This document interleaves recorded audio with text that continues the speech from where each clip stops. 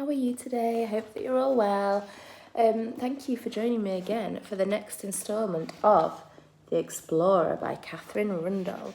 I hope that you enjoyed yesterday's chapters and are looking forward to reading another one today. I know I am. It had me hooked from the beginning. Just as a quick recap, because I like to do that when I've had a little break in reading, if you remember, yesterday the plane that the children were on crashed and they found themselves in the middle of the jungle and there were 4 children. Can you remember their names? Let me see if I can find them. There was a boy called Fred, a girl called Con, and a brother and sister called Lila and Max. So let's see what's happening to them today. So chapter 3 is called The Den. It was ferociously hot, and he was still alive.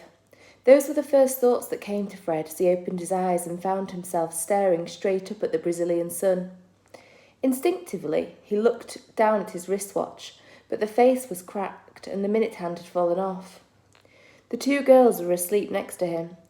Both of them were covered in blood and scabs, but they were breathing easily. Con had her thumb in her mouth. There was a host of dragonflies in luminous blues and reds dancing around him. He thought they might be attracted to the blood. I'm just going to show you the picture here because it's got some pictures of some dragonflies. So these are dragonflies, and it said that they were red and blue. Nice and bright. But there was no sign of the little boy. Max was missing. "Max!" Fred whispered, jumping to his feet. There was no answer, no movement except the burr of dragonfly wings. Fred's heart started to pound. "Max!" he called louder. Lila stared in her sleep. He ran to the edge of the trees. There was no trace of the boy. "Max!" he roared, staring wildly around. "What?" Max looked up.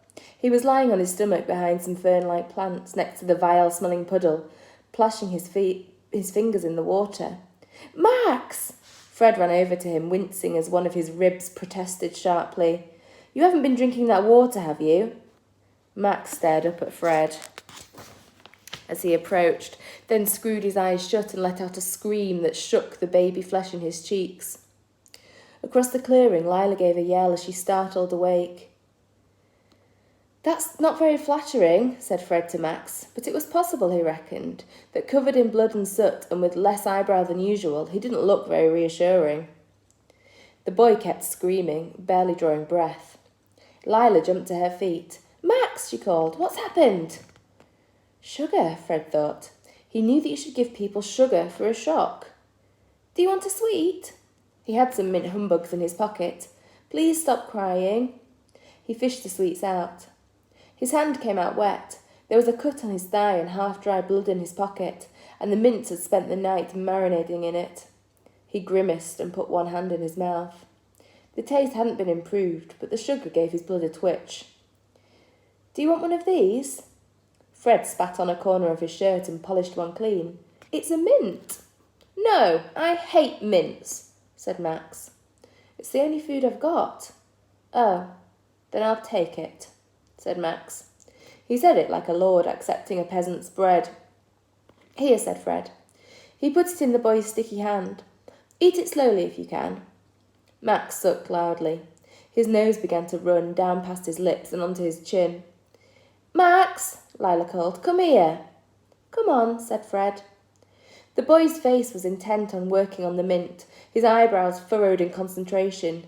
He looked very breakable. Fred felt his chest tighten, but he said only, "You should probably blow your nose." "I don't blow my nose," said Max. They walked, both limping towards Lila. "It's not a thing I do." "Well, I think that you should." "No!" Max licked the snot off his upper lip and added it to his mouthful of mint. Ooh. 5-year-olds were not easy to argue with, Fred thought. Max had a sweep of dirt encrusted on his cheek, and his eyebrows turned up at the corners. It gave his face a mischievous tilt. Fred hooked his finger into Max's shirt collar to steer him from thorns and what looked like rabbit droppings. The ground was mossy, speckled with patches of grass and creeper. One of the trees had scarlet flowers that had fallen and red carpeted the forest floor. Sitting among the flowers under the bright white sun, Lila and Con were arguing. You, boy, what's your name? Fred, called Con. Come and tell this girl she's completely wrong. She thinks, began Lila, flushing.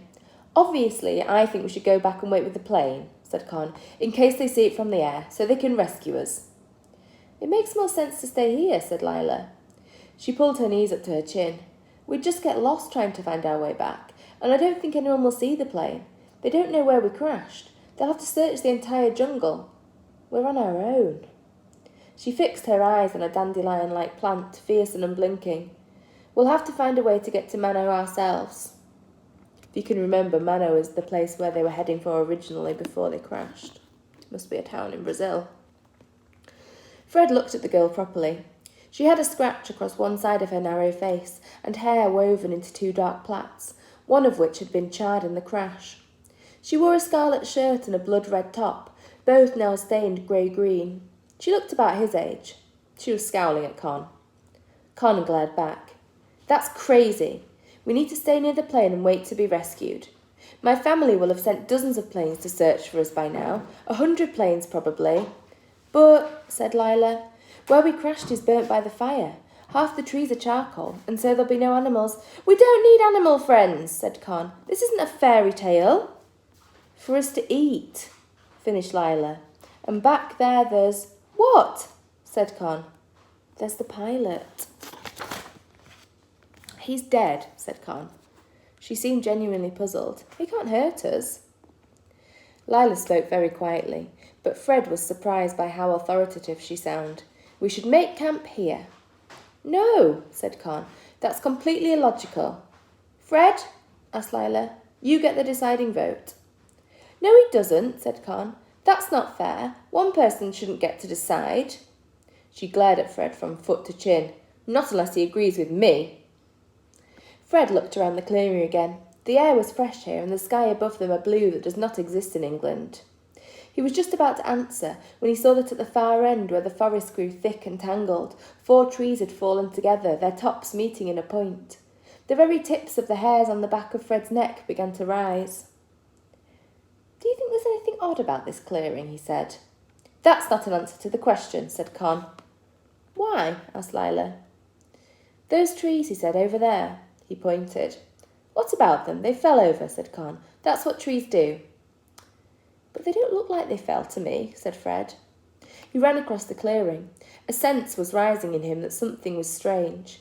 His curiosity pushed aside his fear. The largest of the trees was immense. Its trunk was as thick and tall as Nelson's column in Trafalgar Square. 3 smaller trees leant against the thicker one. Each had grown a few feet from the next in a rough square, their branches entwined and darkened by green creepers. Leave it alone, Fred, called Con. Stay in the open. There's something odd here. He ran his hand down one of the smaller trees. At the base was a mess of fern-like plants and a few mushrooms. He pushed the ferns down and felt his stomach swoop. The 3 smaller trees didn't have roots. They were logs, 15 feet high, each carefully tipped against the central tree. He could see where they'd been hacked with an axe or a machete. Ferns had grown, or been planted, Fred thought, at their bases, disguising the places where the cuts showed. A den, breathed Fred. What did you say? Said Con. Fred pulled at the vines that stretched between each of the logs. It's like a tent, said Fred. A den. He bent down, ready to push past the foliage. Ooh, what could that mean if somebody's built a den there? Wonder why Fred's a bit concerned. Let's find out. No, don't go in there, said Con. It came out in a burst. It's not that I'm scared, but please don't. It's not a reasonable risk. Fred stared at her. Oh, what? He had never in his life considered whether a risk was reasonable. It sounded like something his headmaster would say. There could be anything in there, jaguars or snakes or rats, said Con. I can't not look, said Fred, astonished. She might be right, though, said Lila, about the snakes. Be careful. I'll look, said Max grandly, jumping to his feet. No, you absolutely won't, said Lila, grabbing his wrist. You're staying right here. Fred pushed alongside the vines hanging down between the logs. Ah! He winced. Some of the tendrils had tiny but vicious thorns, and they'd caught in one of his cuts. He brushed away another handful of vines and froze. His heart, which hadn't stopped double beating since the crash, quickened to triple speed. The trees met to make a tent, high enough for a man to kneel in, or for someone Max's height to stand. The air smelt deep green. There was a spider web in one corner, and below it was a pile of banana leaves stacked a dozen leaves thick in shape of a sleeping mat. They had been almost entirely devoured by ants. Fred looked up and felt his eyes stretch wide. "Come and see this," he called. The space between the 4 tree trunks had once been covered in a roof of plaited palm leaves. He reached up and touched them. The palms were riddled with holes, half rotted, and the light shone through, but he could see how intricately they'd been woven. He crawled further in, slowly looking for snakes in the green light. The ground squelched under his hands. In the far corner of the den was a hollow gourd rotten with mildew. Fred touched it gingerly. It was mulchy. He turned it upside down, wrinkling his nose at the smell. A cascade of flints spilt out. Half had been chipped into the shape of arrowheads. Others were square and squat, large as a fist. "You two!" He crawled backwards and stuck his head through the vines. "Come in! Quick! You have to see this!" "Someone was here!" "You're crazy," spat Con. "If someone was here, they wouldn't want us trespassing. I've had enough of this." She turned and began to march back into the trees. Well, I wonder how Con's feeling now. How might you feel if you were Con? "Wait, Con, we shouldn't split up," called Fred. Infuriated, he scrambled out of the den and ran after her. "Whose house is it?" She turned to face him. Fred was startled. There were tears in her eyes. "You don't know, do you?" "Of course I don't," said Fred, "but I just think, what if they come back? I've read about it in—" Con hesitated, casting around for an idea. "Goldilocks. I know how it ends. I'm not getting eaten." "I'm pretty sure this place wasn't built by bears," said Fred. "It could be cannibals." "Cannibals are mostly a myth," said Lila. I'll just tell you what a cannibal is in case you're not sure. It's a person who eats other people. Ooh. "Cannibals are mostly a myth." That means they're not real, said Lila. "Says who?" "Everyone. Scientists. Our Mama and Papa." "How do they know?" "Mama grew up in the jungle near the Solomos River, and she's a scientist, a botanist." "Botanist," said Max. Con scowled at him, the nerves in her face twitching. "You overrate the wit of the word bottom." Lila put a protective arm around Max and went on as if she hadn't been interrupted. "And our Papa's English, and he studies the plants of the jungle for medicine. And our grandmother was a scientist assistant. We were supposed to be going to visit her in England. We were going to get the boat from Manon. She wanted to meet us before she died. She wanted to see what Max was like." Con snorted. "Perhaps just as well we crashed." Lila ignored that. "Listen, whoever lives here, if they come back, might be able to take us to Manon." "Or they could just eat us for dinner," said Con. She stared from Lila to Fred, angry and bewildered. "Just come inside," said Fred. "You'll see. Nobody's been here for ages." Grudgingly, very slowly, Con turned round. She bent down and edged into the shelter. Lila and Max followed. Fred pulled at the rotten leaves lining the roof. "We could weave new leaves for the ceiling," he said, "and make new beds. Then it would smell less like a sock." He began gathering armfuls of half-decomposed foliage and pushing it outside. Underneath, the earth was soft and dusty. It smelt of 1,000 warm days layered over one over the other. Lila bought an armful of leaves, each as big as a pillowcase. She began to lay them down for beds. "And we could hang some extra vines over the front of the den," said Fred, "so nothing can see in." Con crouched in the shelter with her arms crossed. "Who died and made you king?" she asked. "Nobody." Fred turned, startled. "But if we're going to sleep here, we might as well make it waterproof." "I'm not sleeping here," said Con. "Someone could come back here any second." "But they won't," said Fred. "Did you see those flints?" "Yes." "They're covered in moss," he said. "So they're dirty. Fine. How's that supposed to be reassuring?" "He means they're old," said Lila. "It's deserted." we've got a bit of a link there to our Stone Age topic. Can you remember what a flint is? It's a sharp stone, isn't it, that people in the Stone Age would use as tools and also to light fire. But why do you want to risk it, said Con. What if they come back and think we're intruders? Or what if they're never coming back and they've left behind this shelter, said Lila. Her voice wasn't loud, but there was a toughness to it. If someone was here, that means someone else thought it was a good place to rest. It means it's safe. But you can't know for sure. But we can't know anything for sure, said Fred. Lila's right. As soon as we work out how to get out of here, we'll leave. But until then, it makes sense to stay in a place where other people have been. Unless they eat us, said Con. I'm staying here, said Max. I want to live in the tree tent. And if you try to make me move, I'll do a wee on you. Ooh. No, you won't. Con backed away, smacking her head on a tree trunk. He does sometimes do that, said Lila. Which, for the moment at least, more or less settled it. I enjoyed that chapter, did you?